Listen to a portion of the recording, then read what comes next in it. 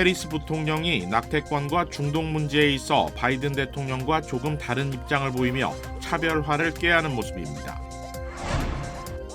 우크라이나 정부가 3년째 전쟁 중인 러시아와 협상할 준비가 됐다는 뜻을 밝혀 종전 논의가 현실화될 수 있을지 주목됩니다. LA 한인상공회의소가 어제 이 취임식을 열고 48대 회장단의 공식 출범을 알렸습니다. 경찰 총격에 목숨을 잃은 한인 양용씨 사망 사건을 계기로 정신질환자에 대한 대응을 개선하는 목소리가 사회운동으로 확산되고 있습니다. 샌퍼란도 밸리에서 갓 태어난 신생아 시신이 발견돼 경찰이 수사에 나섰습니다. 시청자 여러분 안녕하십니까? KBS 아메리카 뉴스입니다. 해리스 부통령이 낙태권과 중동 문제에 있어 바이든 대통령과 조금 다른 입장을 보였습니다. 조혜진 기자가 보도합니다. 민주당의 유력 대선 후보로 연일 연단에 서고 있는 해리스 부통령. 이번에는 흑인 여성단체를 찾았습니다. 트럼프 전 대통령이 의도한 대로 낙태권이 폐기됐다며 자신이 대통령이 돼 이를 되돌리겠다고 약속했습니다. When I am president of the United States and when Congress passes a law to restore those freedoms, I will sign it into law. 그동안 낙태라는 표현을 피해온 바이든 대통령과 달리 적극적으로 낙태권을 의제화해 진보층 결집에 나서려는 것으로 풀이됩니다. 헌법상 상원의장인 해리스 부통령은 이스라엘 네타냐후 총리의 의회 연설에는 불참했습니다. 미 언론들은 해리스 부통령이 바이든 대통령보다 대이스라엘 정책 기조에서 강경한 입장을 보여주는 거라고 풀이했습니다.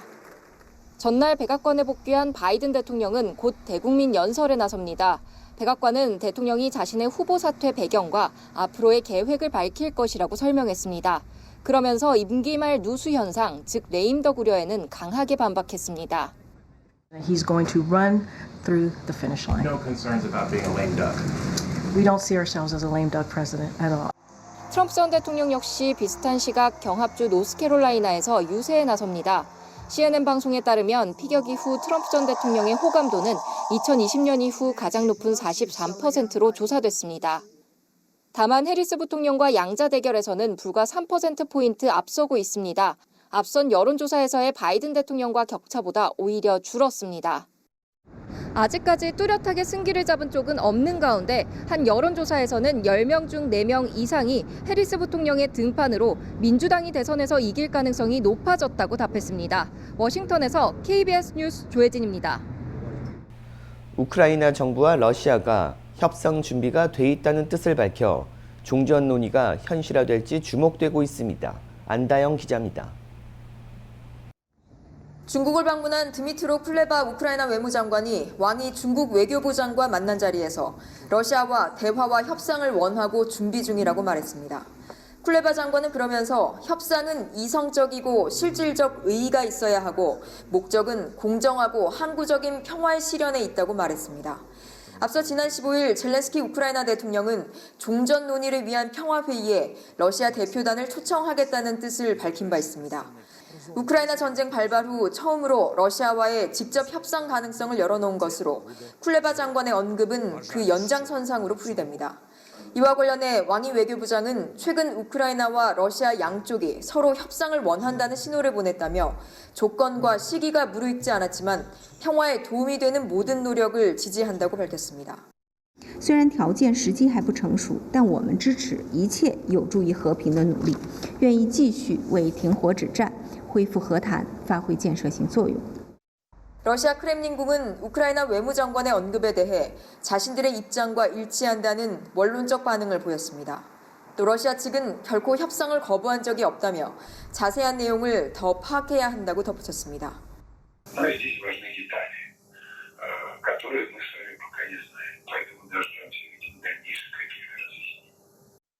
일각에서는 우크라이나 정부의 기류 변화가 우크라이나전 종식을 천명한 트럼프 전 대통령의 당선에 대비한 것이란 분석도 나옵니다. 파리에서 KBS 뉴스 안다영입니다.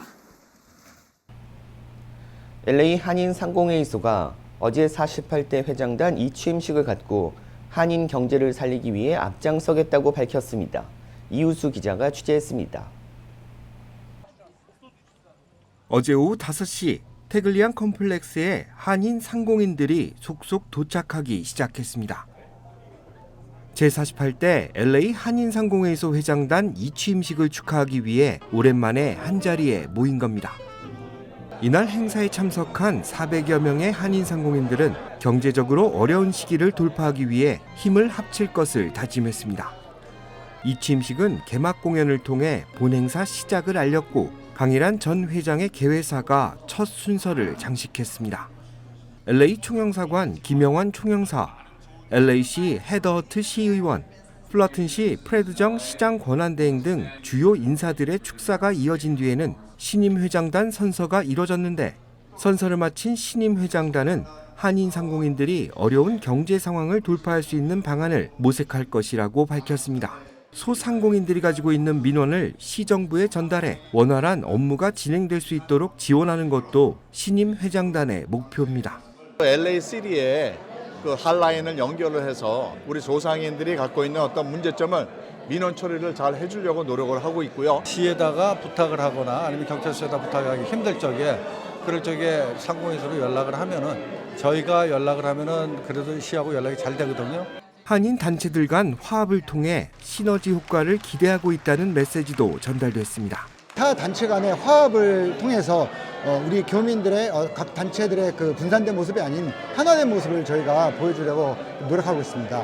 지난 1971년 발족된 LA 한인상공회의소는 50여 년간 한인 상공인들의 발전을 위해 노력해왔다는 평가를 받고 있습니다. 신임 회장단은 지난 50여 년의 역사를 되새기면서 앞으로의 50년을 준비해 나갈 계획이라고 밝혔습니다. KBS 뉴스 이우수입니다. 경찰 총격에 목숨을 잃은 한인 양용시 사망 사건을 계기로 정신질환에 대한 경찰 대응 개선을 촉구하는 목소리가 확산되고 있습니다. 윤범수 기자가 보도합니다. 사건 당일 현장을 지휘하던 경관이 양용 씨의 아버지에게 상황을 설명합니다. And you want him arrested for trespassing. That's the other option. If you're okay with signing a private person's arrest for trespassing, then we could take him. But that's going to prevent him from going to a 72-hour hold. Then it becomes a criminal thing. Yes. Go for MacArthur Park. So that's the other option. So I'm going to try to do that you can take him to the yes. hospital. I'm going to try to do my best to try to get him, but we can't force him out just to go receive treatment. 아직 자세한 조사 결과가 나오지 않았지만 경찰이 부모의 동의를 구했다라고 주장할 수 있는 부분입니다. 그러나 정작 유족 측은 이 설명이 경찰의 대응이 터무니없이 허술했다는 증거이며 치료가 필요한 환자를 범죄자로 간주해 총격 사살한 경찰의 행동을 정당화할 수 없다고 지적하고 있습니다. 병원으로 데려가려고 할 때에 뭐 손을 댔는데 헐트를 당할 수 있다. 그러면 저는 뭐라고 생각했어요? 뭐 브루즈나 스크래치 뭐 이 정도를 생각하지 총을 3발을 쏴서 애가 죽으리라 생각을 전혀 할 수가 없었죠. 그건 제 생상의 범주 바깥에 일어나는 얘기였죠. 그러니까 그런 식으로 만약에 저한테 네 아들이 총 맞고 죽을 수도 있는데 동의하느냐? 내가 데려가는 걸 동의하느냐? 이렇게 물어봤다면 제가 안 하죠. Justice for 용양. 양 씨 사망 이후 지역 주민들과 학생, 시민운동가들을 중심으로 자발적으로 결성된 사회정의운동위원회입니다. 양 씨의 죽음에 책임이 있는 경찰에 대한 철저한 조사와 처분 외에 정신건강 서비스에서 경찰을 아예 배제하고 LA 경찰국의 군대화 중단, 지역사회 기반의 정신건강관리 대응을 위한 자금 지원과 실행 등 정신질환자 대응에 대한 5가지 개선책을 요구하고 있습니다.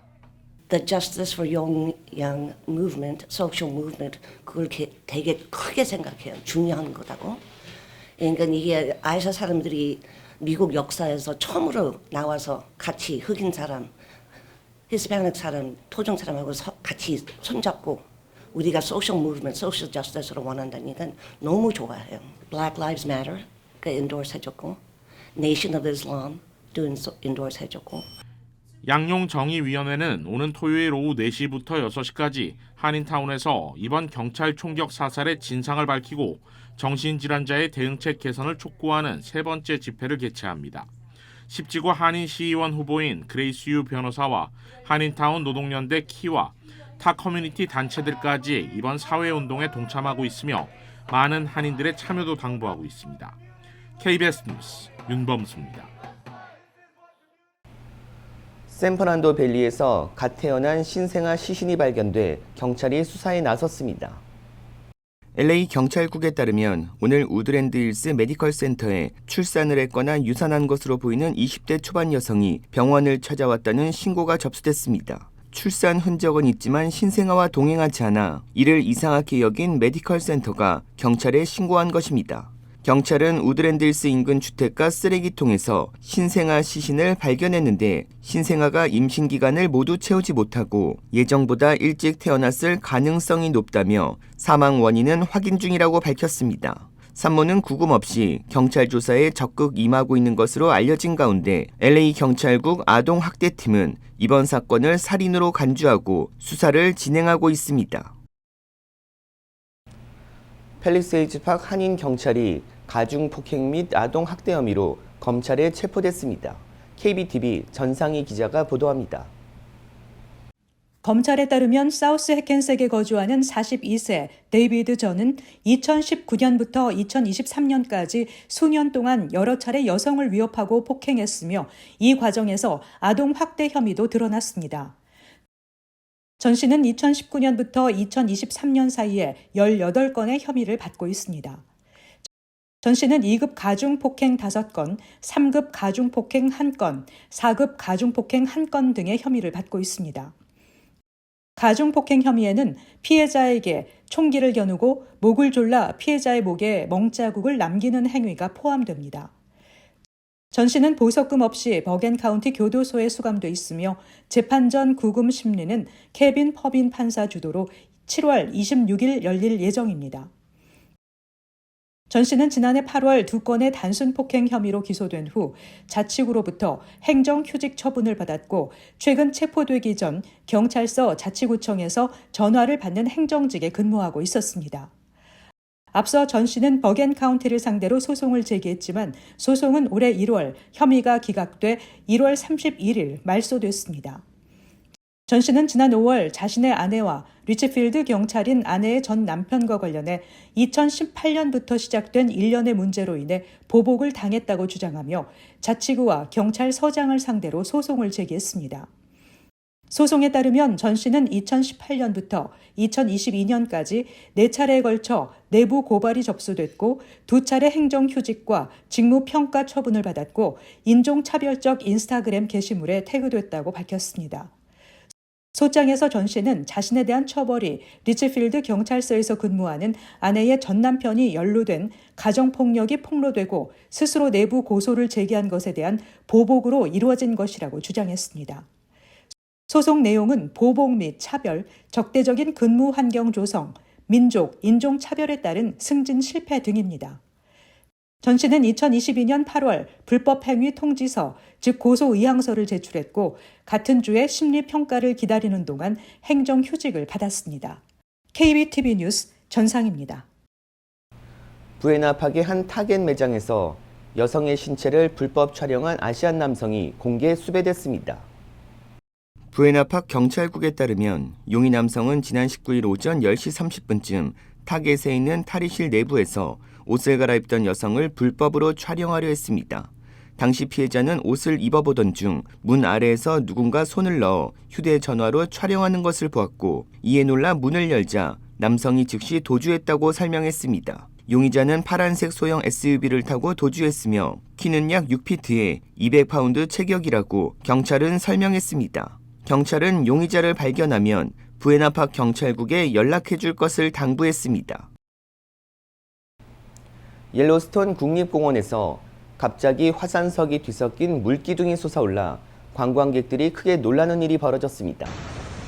솟아오르는 검은 물기둥, 순식간에 수십 미터 높이까지 치솟더니 시커먼 돌덩이가 우두둑 떨어지는 소리가 들립니다. 관광객들은 어리둥절해하다 돌이 떨어지는 소리에 도망치기 시작합니다. 필사적으로 도망치는 관광객들.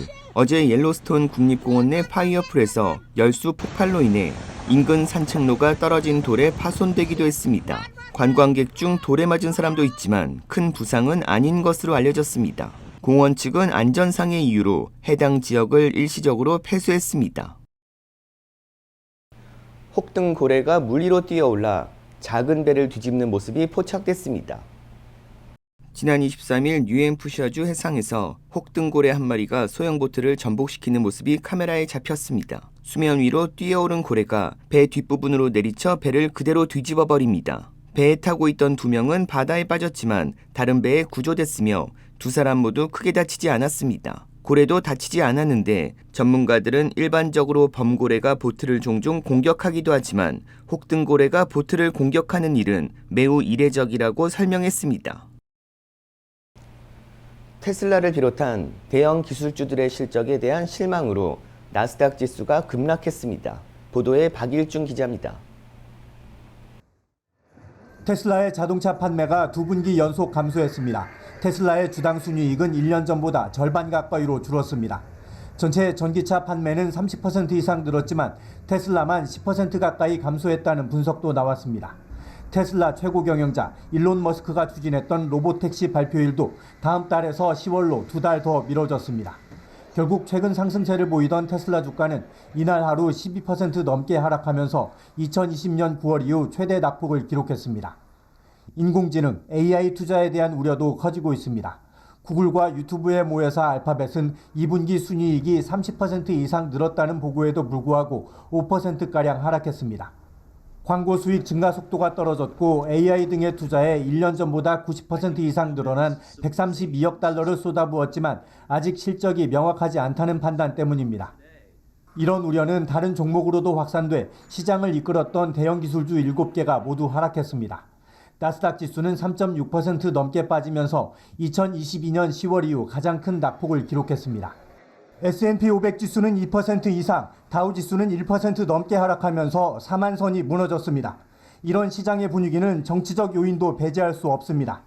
But we're also starting to see the rotation out of the Mag 7 and into small caps with anticipation of what the Fed is going to do in their upcoming meetings, and also the elections weighing on everybody's mind right now as well. 당장 이번 주엔 미국의 2분기 경제 성장률과 6월 개인 소비 지출 물가 지수가 발표됩니다. 모두 기준금리 결정에 중요한 영향을 미치는 지표들입니다.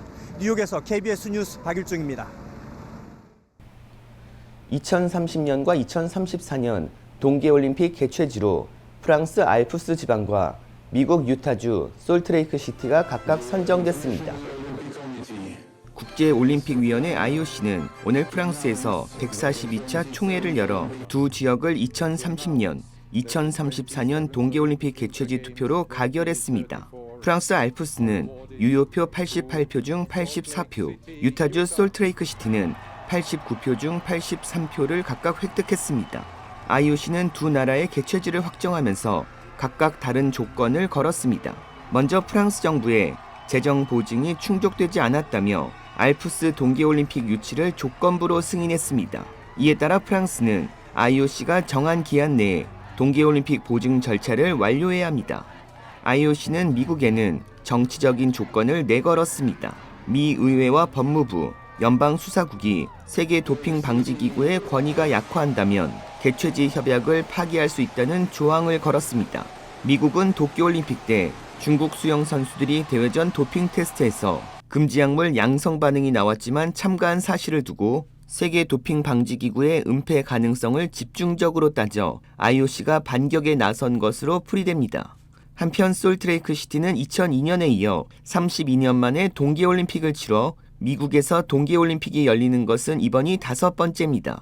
미국은 2028년 LA 하계올림픽을 마치고 6년 뒤 동계올림픽을 주최하게 됐습니다. 일론 머스크가 트럼프 전 대통령 등 유명인이 등장하는 AI 패션쇼 영상을 올려 1억 뷰 이상의 조회수를 기록했습니다. 박석호 기자입니다. 유명 상표의 오렌지색 괴수복을 입은 트럼프 전 미국 대통령. 대선 불복 혐의 등으로 재판을 받고 있지만 무죄를 항변하듯 수갑을 끊고 당당하게 걸어갑니다. 대선 후보직을 사퇴한 바이든 미국 대통령은 휠체어를 타고 마치 퇴장하는 것처럼 무대를 지나갑니다. 김정은 북한 국무위원장은 커다란 목걸이를 착용한 힙합 가수 차림으로, 푸틴 러시아 대통령은 여성스러운 무지개 원피스 차림으로 등장합니다. 미국 민주당 대선 후보로 사실상 확정된 카멀라 해리스 부통령은 코코넛 무늬의 여름 해변 복장으로 무대에 섰습니다. 머스크가 인공지능 AI 패션쇼를 위한 적절한 시기라며 소개한 이 영상은 1억 5천만 회 가까운 조회수를 기록했습니다. 머스크는 다른 인터뷰 영상에선 재차 트럼프를 공개 지지했습니다. Deal with a Putin or Kim Jong-un, or I think they will be intimidated by a guy who was fist pumping after getting shot. 머스크는 또 바이든 대통령이 쏜 총탄을 트럼프 전 대통령이 막아내는 영화 매트릭스 패러디 영상을 올리고 최고의 인공지능 영상이라고 평가하기도 했습니다. 트럼프가 집권하면 전기차 보조금이 폐지될 것이란 전망이 나오고 있지만 머스크는 다른 경쟁 업체들이 더 큰 타격을 받게 되기 때문에 장기적으로는 테슬라에 도움이 될 것이란 입장을 밝혔습니다. KBS 뉴스 박석호입니다. 존 F 케네디 국제공항 터미널에서 에스컬레이터에 불이 나 승객들이 한때 대피하는 일이 벌어졌습니다. 오늘 오전 7시 존 F 케네디 공항 8번 터미널에 있는 에스컬레이터에서 불이 나 4명이 가벼운 부상을 입어 치료 중이라고 항만청 대변인이 밝혔습니다. 화재로 폐쇄됐던 터미널은 1시간 후 재개됐고 당국은 정확한 화재 원인을 조사 중입니다. 연간 6,200만 명의 승객이 이용하는 존 F 케네디 국제공항 화재로 69편의 항공편이 취소됐고 332편의 운항이 지연됐습니다.